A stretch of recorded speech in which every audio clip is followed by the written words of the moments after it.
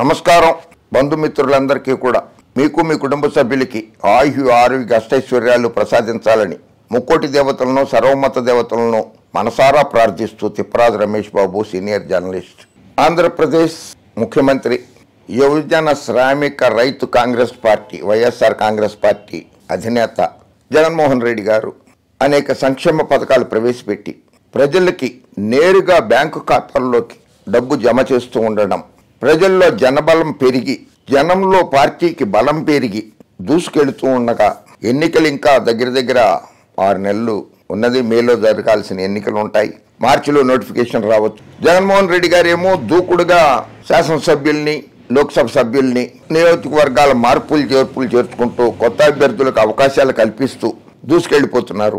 పాపం ఆయనేమో బాబు గారు చంద్రబాబు నాయుడు గారు పొత్తుల కోసం వెంపర్లాడుతూ అటు ఇటు తిరుగుతున్నారు. జనసేనతో పొత్తు కుదిరిపోయింది ఆల్రెడీ. ఇంకా కమ్యూనిస్టులు మిగిలి ఉన్నారు. CPI, CPM, Bharatiya Janata party తోటి విశ్వ ప్రయత్నాలు చేస్తున్నారు. అక్కడి నుంచి ఇప్పటి వరకు ఏం సమాధానం రాలా భారతీయ జనతా పార్టీ నుంచి సానుకూలంగా. ఇటుపోతే కాంగ్రెస్ పార్టీ నాయకుడు కర్ణాటక ఉప ముఖ్యమంత్రి డికే శివకుమార్ గారిని బెంగళూరులో కలిశారు. కాంగ్రెస్ పార్టీకి 12 సీట్లు ఇవ్వడానికి సిద్ధమని కూడా ఆయనతో ఓ ప్రతిపాదన చేశారు. ఇవి కొత్త రాజకీయ సమీకరణాలే.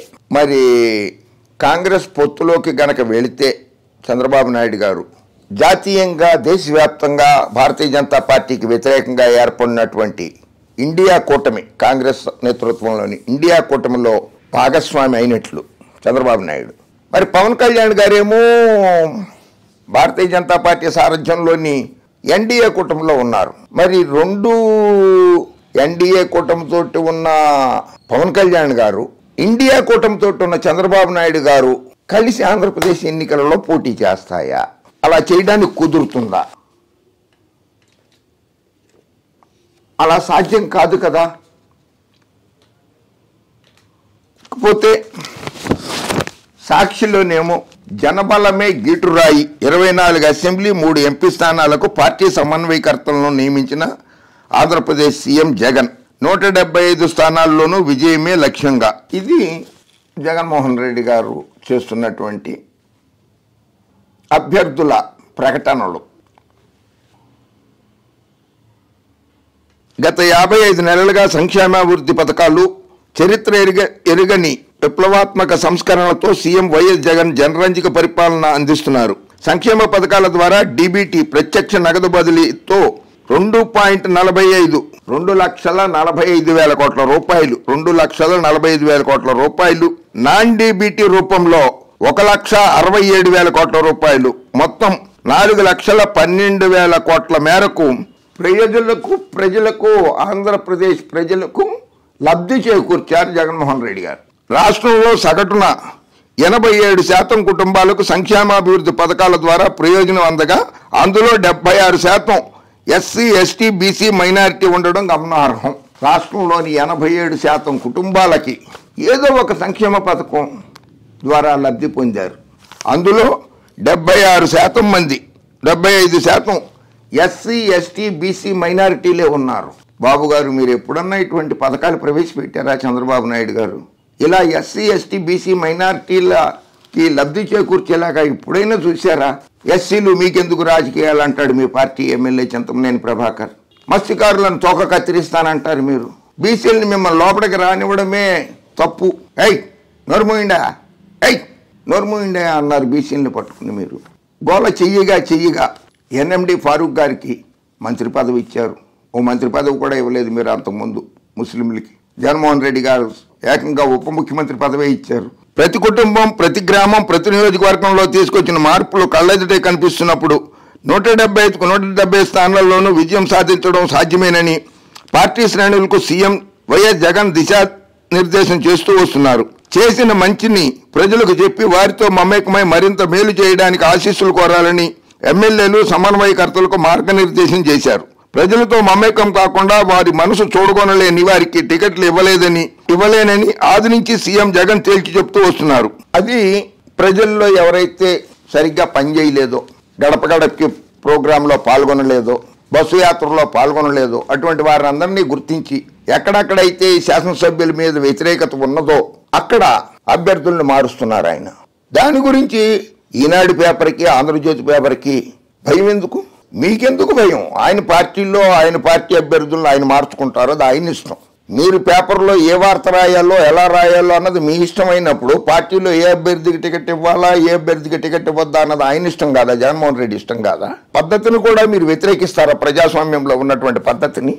అసలు మీకు ప్రజాస్వామ్యం అంటే నమ్మకం ఉందా? పచ్చ మీడియా ఎలాస్ రాష్ట్ర ప్రజలకు చెప్పండి. ప్రజాస్వామ్యం మీద పచ్చ మీడియాకి ఏ మాత్రం గౌరవం లేదు, నమ్మకం లేదు, విశ్వాసం లేదు. ఒకటే చంద్రబాబు రాజ్యాంగము, లోకేష్ రాజ్యాంగం మీదే పచ్చ మీడియాకి నమ్మకం ఉంది. చంద్రబాబుని అధికారంలోకి తీసుకొచ్చేయాలి, లోకేష్ బాబుని అందలం ఎక్కించాలి. దానికోసం ఎంతైనా బరి తెగిస్తున్నారు. అందుకు సాక్ష్యంగా ఇవాళ వాళ్ళ పేపర్లో మార్పులు మంటలు, మార్పులు మంటలు.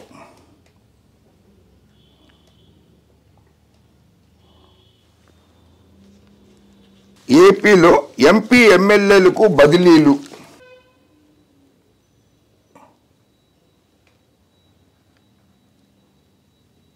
మూడు లోక్సభ, 24 శాసనసభ నియోజకవర్గాలకు కొత్త సమన్వయకర్తలు.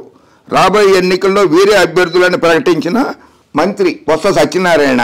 ఆఖరి నిమిషం వరకు మార్పులు చేర్పులు కొనసాగుతాయని కూడా వెల్లడి. అని మార్చుకుంటారు. చంద్రబాబు నాయుడు గారికి అటు పవన్ కళ్యాణ్ గారికి ఇది 2 పార్టీలకి 175 మంది అభ్యర్థులు లేరు. కొన్ని 2 పార్టీలు కలిసి పోటీ చేసినా కూడా, 2 పార్టీలు తెలుగుదేశం పార్టీ, జనసేన పార్టీ కలిసి పోటీ చేసినా కూడా 175 మంది అభ్యర్థులు దొరకరు, వాళ్ళకి లేరు. అందుకని కాంగ్రెస్తో కలుపుకోండి. Telugu Desam party, Janasena party, Congress party 3 పార్టీలు కలిసినా కూడా 175 మంది లేరు. అందుకని కమ్యూనిస్టులను కలుపుకుందాం. తెలుగుదేశం, జనసేన, కాంగ్రెస్ పార్టీ, కమ్యూనిస్టు పార్టీలు కలిసి పోటీ చేసిన 175 మంది అభ్యర్థులు దొరకరు. అభ్యర్థులు ఇన్ ద సెన్స్ పార్టీలో ఏదో సామాన్య కార్యకర్తకో ఎవరికో ఒకళ్ళకి టికెట్ ఇవ్వటం కాదు. ఆ లోక్సభ నియోజకవర్గానికి పోటీ చేసేటువంటి సత్తా ఉండాలి, డబ్బులు ఖర్చు పెట్టుకునే సామర్థ్యం ఉండాలి, ప్రజల్లో అభిమానం చూరగొన్న వ్యక్తి ఉండాలి. అటువంటి వాళ్ళని నేననేది. సరే, కాంగ్రెస్ని తీసి పక్కన పెట్టినా కూడా తెలుగుదేశం, జనసేన, భారతీయ జనతా పార్టీ 3 పార్టీలు కలిసినా కూడా 175 మంది అభ్యర్థులు లేరు. రాసి పెట్టుకోండి. హరిబాబు గారేమో గవర్నర్గా వెళ్ళిపోయారు రాష్ట్రానికి. గట్టి పోటీ ఇవ్వగలిగిన ఆయన, విశాఖపట్నం నుంచి గతంలో ఒకసారి లోక్సభ సభ్యుడిగా గెలిచిన ఆయన. పురంధరేశ్వరి గారు ఒక్క ఆవిడ ఉన్నారు రాష్ట్ర అధ్యక్షురాలుగా. సోమరాజు గారు ఉన్నారు, హర్షవర్ధన్ రెడ్డి గారు ఉన్నారు, విష్ణువర్ధన్ రెడ్డి గారు ఉన్నారు. 4-5 ఉన్నారు. మిగిలిన వాళ్ళు ఏరి. 175 శాసనసభ స్థానాల్లో పోటీ చేసే అభ్యర్థుల పేర్లు, 175 మంది పేర్లన్నీ ఒక్క పార్టీని, తెలుగుదేశం పార్టీ కానీ, జనసేన పార్టీ కానీ, కమ్యూనిస్ట్ పార్టీలు కానీ, కాంగ్రెస్ పార్టీ కానీ, భారతీయ జనతా పార్టీ కానీ ప్రకటించండి. జగన్మోహన్ రెడ్డి గారు 175 ప్రకటిస్తాడు. మీరు ఒంటరిగా 175 మంది అభ్యర్థుల్ని ప్రకటించండి. This is challenge. Congress party 175 మంది అభ్యర్థుల్ని ప్రకటించండి. జనసేన పార్టీ మీరు కూడా దమ్ము, ధైర్యం, నీతి, నిజాయితీ ఉంటూ 175 మంది అభ్యర్థుల్ని ప్రకటించండి. చంద్రబాబు నాయుడు గారు 45 ఏళ్ల రాజకీయ ప్రస్థానం అంటారు. 14 సంవత్సరాలు ముఖ్యమంత్రిగా, 10 సంవత్సరాల నుంచి ప్రతిపక్ష నాయకుడిగా చేశానని చెప్పి గొప్పలు చెప్పుకుంటారు. జాతీయ నాయకుడిని చెప్పుకుంటారు. ప్రధానమంత్రుల్ని, రాష్ట్రపతుల్ని చేశానని ప్రగల్భాలు పలుకుతూ ఉంటారు. 175 మంది అభ్యర్థుల్ని పోటీలోకి దించలేక పొత్తుల కోసం వెంపర్లాడుతున్న రాజకీయ నాయకుడు చంద్రబాబు నాయుడు. ఇందులో లోక్సభ నియోజకవర్గాలు కూడా మార్చారు. అనంతపురం తలాలి రంగయ్య గారిని మార్చి ప్రస్తుతం మంత్రిగా ఉన్నటువంటి మాలగడ్ల శంకరనారాయణ గారికి, హిందూపురంలో గోరంట్ల మాధవ్ గారిని తప్పించి జోలదరాశి శాంత గారికి, అరకు ఎస్టీ నియోజకవర్గం నుంచి గొడ్డేటి మాధవిని తప్పించి కొట్టగొళ్ళి భాగ్యలక్ష్మి గారికి ఇచ్చారు. వీళ్ళల్లో మళ్ళీ ఆ మార్చిన వాళ్ళల్లో ఒక్క గోరంట్ల మాధవ్కి తప్ప మిగిలిన వాళ్ళకి శాసనసభ్యులుగా అవకాశాలు కల్పించారు. ఎందుకంటే గోరంట్ల మాధవ్ గారి మీద ఇప్పుడు ఒక వీడియో వైరల్ అయిపోయింది. అందుకని ఆయన్ని తప్పించాల్సిన పరిస్థితి, తప్పని పరిస్థితుల్లోనే తప్పించాల్సి వచ్చింది గోరంట్ల మాధవ్ గారిని. పార్టీ ఇమేజ్ దెబ్బతింది. ఆయన కూడా, గోరంట్ల మాధవ్ గారు కూడా వ్యక్తిగతంగా ప్రతిష్ట కోల్పోయారు కనుక ఆయన్ని తప్పించాల్సి వచ్చింది. సాధారణంగా ప్రభుత్వ, ప్రైవేటు ఉద్యోగులకు బదిలీలు ఉంటాయి. కానీ వైఎస్ఆర్ కాంగ్రెస్ పార్టీ తమ సిట్టింగ్ ఎమ్మెల్యేలు, ఎంపీలకు ఒక నియోజకవర్గం నుంచి మరో నియోజకవర్గానికి బదిలీ చేసింది. చంద్రబాబు నాయుడు బదిలీ కాలేదా? చంద్రగిరి శాసనసభ స్థానం నుంచి పోటీ చేసి కుప్పం శాసనసభ స్థానానికి వెళ్ళాడే, అది బదిలీ కాదా? దాన్ని ఇంగ్లీష్లో ట్రాన్స్ఫర్ అంటారు, అంతే కదా రామోజీ గారు? అది బదిలీ కదా? ఎన్టీ రామారావు గారు మీరు బాగా ప్రచారం ఇచ్చారు కదా. విశ్వవిఖ్యాత నట సార్వభౌమ నటరత్న డాక్టర్ పద్మశ్రీ నందమూరి తారక రామారావు గారు గుడివాడ, హిందూపురం నల్గొండ నుంచి పోటీ చేశారు ఆయన మరి ఆ రోజుల్లో ఆయనంతటా ఆయనే బదిలీ చేసేసుకున్నాడు ఆ పార్టీ అధ్యక్షుడు అయ్యుండి, లేకపోతే పార్టీ ప్రధాన కార్యదర్శిగా ఉన్నటువంటి చంద్రబాబు నాయుడు గారు బదిలీ చేశారు ఆయన్ని. చిత్తరంజన్ దాస్ గారి చేతిలో ఓడిపోయారు కదా మహబూబ్ నగర్ జిల్లా నియోజకవర్గంలో నుంచి పోటీ చేసి కల్వకుర్తిలో. మరి కల్వకుర్తిలో కూడా పోటీ చేశారు ఆయన. ఎన్టీ రామారావు గారు బదిలీ అయినట్టు కాదా? పవన్ కళ్యాణ్ గారు భీమవరం నుంచి పోటీ చేశారు, గాజువాక నుంచి పోటీ చేశారు, మరి ఆయన బదిలీ అయినట్టు కాదా? పాలకొల్లులో పోటీ చేయకుండా అక్కడ పోటీ చేశారు 2 చోట్ల. పవన్ కళ్యాణ్ గారు బదిలీ అయినట్టు కాదా? ఎందుకు వైఎస్ఆర్ కాంగ్రెస్ పార్టీ మీద ఇట్లా దుష్ప్రచారం చేస్తారు రామోజీరావు గారు? అందుకని మీ పేపర్ కొంటాం మానేశారని ఉచితంగా తెలుగుదేశం పార్టీ కరపత్రం లాగా ఇంట్లో ఇళ్లకి ఫ్రీగా వేస్తున్నారా? లెక్క చెప్పమంటే చాలా చెప్తాం. చంద్రబాబు నాయుడు గారు ఎన్ని బదిలీలు చేశాడనేది. శాసనసభ్యుడిగా మంత్రిగా ఉన్నటువంటి చిత్తూరు జిల్లాకి చెందిన ఎన్ శివప్రసాద్ చంద్రబాబు నాయుడు గారి క్లాస్మేట్. ఆయన్ని లోక్సభకు మార్చలేదా? లోక్సభ సీటు ఇచ్చి ఎంపీగా గెలిపించలేదా? ఆయన్ని బదిలీ చేయలేదా? అది బదిలీ కాదా? ఆంధ్రప్రదేశ్ ప్రభుత్వ సలహాదారు సజ్జల రామకృష్ణారెడ్డితో కలిసి ఏపీ మంత్రి బొత్స సత్యనారాయణ ఈ పేర్లు ప్రకటించారు. ప్రస్తుతం ఎంపీలుగా ఉన్న పలువురిని శాసనసభ నియోజకవర్గాల సమన్వయకర్తలుగా నియమించారు. మరికొందరు ఎమ్మెల్యేలను, వీరిలో కొందరు మంత్రులు ఉన్నారు, వేరే నియోజకవర్గాల్లో సమన్వయకర్తలుగా నియమించారు. మరికొన్ని చోట్ల కొత్త వారికి చోటిచ్చారు. అది జగన్మోహన్ రెడ్డి గారి ఇష్టం, అది ఆయన పార్టీ.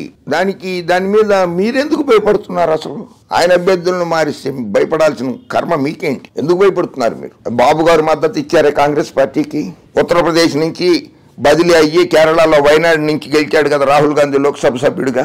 సాక్షాత్తు ఈ దేశ ప్రధాని రాయ్బరేలీలో పోటీ చేసి ఓడిపోతే ఇందిరాగాంధీ గారు హైదరాబాద్, తెలంగాణ, మెదక్ నుంచి ఆవిడ్ని లోక్సభకు గెలిపించారు కదా, ఆవిడ బదిలీ అయి వచ్చింది ఇక్కడికి. ఏంటి ఆ పదాలు వాడకం ఏంటి రామోజీ గారు? మీరు మీ స్టాఫ్లో ఈనాడులో పనిచేసే స్టాఫ్ని బదిలీలు చేయరా? గతంలో ఎన్టీ రామారావు గారు బతుకున్నప్పుడు 1995లో పురుషోత్తంని హిందూపురం నుంచి ఏలూరుకి ట్రాన్స్ఫర్ చేయలేదా మీరు? మీ స్టాఫ్ని మీరు ట్రాన్స్ఫర్లు చేయరా? ఒక బ్రాంచ్ నుంచి 2వ బ్రాంచ్కి, ఒక ఎడిషన్ నుంచి 2వ ఎడిషన్కి అట్లా మార్చరా మీరు? కనుక ఇక నుంచైనా సరే వైఎస్ఆర్ కాంగ్రెస్ పార్టీ మీద దుష్ప్రచారం మానేయండి. నరేంద్ర మోడీ గారు గుజరాత్, ఆయన బరోడా నుంచి పోటీ చేశారు, వారణాసి నుంచి పోటీ చేస్తున్నారు ఉత్తరప్రదేశ్లో. ప్రధానమంత్రి గారు కూడా బదిలీ అయిపోయినట్టేనా అక్కడికి? సొంత రాష్ట్రం బరోడా నుంచి గెలిచారు, బరోడాలో ఉంచుకోవచ్చు కదా ఆయన ఆ స్థానాన్ని. వారణాసి ఉంచుకుని బరోడా ఎందుకు రాజీనామా చేశారు? ఆయన బదిలీ అయిపోయినట్ట. కనుక ఇక నుంచైనా వైఎస్ఆర్ కాంగ్రెస్ పార్టీ మీద, వైఎస్ జగన్మోహన్ రెడ్డి గారి మీద వ్యక్తిగత విమర్శలు, పార్టీ మీద విమర్శలు, సద్విమర్శలు చేయండి, అందరూ ఆనందిస్తారు. ఎస్సీ, ఎస్టీ, బీసీ మైనార్టీలకు అందుతున్న సంక్షేమ పథకాల గురించి రాయండి, అవి ప్రచారం చేయండి, ప్రజలు ఆదరిస్తారు. ఓకే, జై హింద్.